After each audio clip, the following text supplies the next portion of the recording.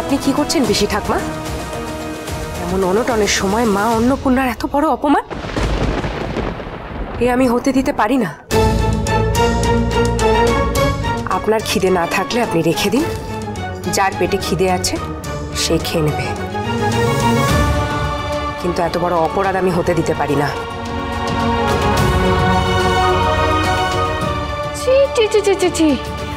এত বড় সাহস তোমার? পিসিমার মুখে মুখে কথা বলছো? বোন বোন সাইরা দে, আমি কইতাছি সাইরা দে। সাইরা দাও বৌরানী, শান্ত হও। আমি একজন পাইককে পাঠিয়েছি, সে কিছুক্ষণেই চলে আসবে খাবারের সরঞ্জাম নিয়ে, তাই বলে এক থালা খাবার আমি নষ্ট হতে দেব না। রাজরানী আছেন?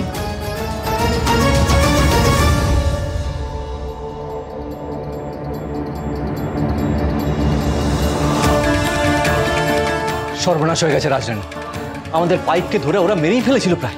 হায় হায় ঈশ্বর, কি হয়েছে? কোন রকমে পালিয়ে এসেছি রাজরানী, গোলা অব্দি যেতে পারিনি। আমায় মাফ করবেন। তুমি যে বাসা প্রাণে বাইসা গেছো, হ্যাঁ ঈশ্বরের কৃপা।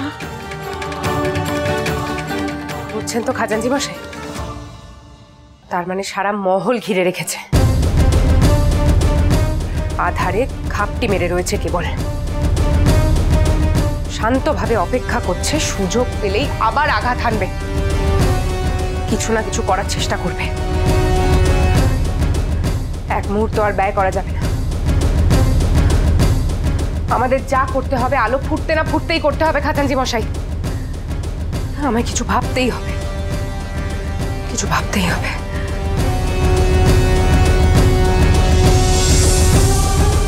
তুমি আমাদের জন্য যা করেছো তার জন্য আমরা তোমার কাছে কৃতজ্ঞ।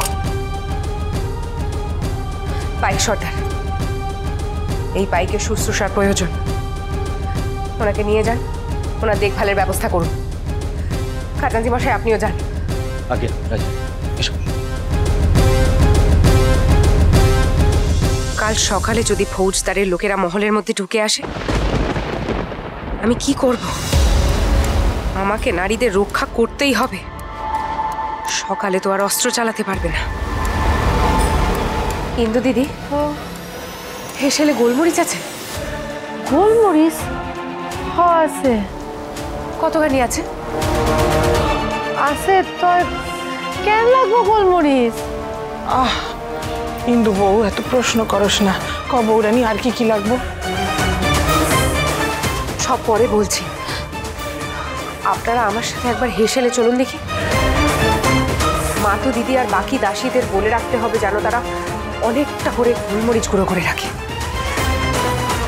মরিচের ঝাঁঝ কাজে লাগতে পারে।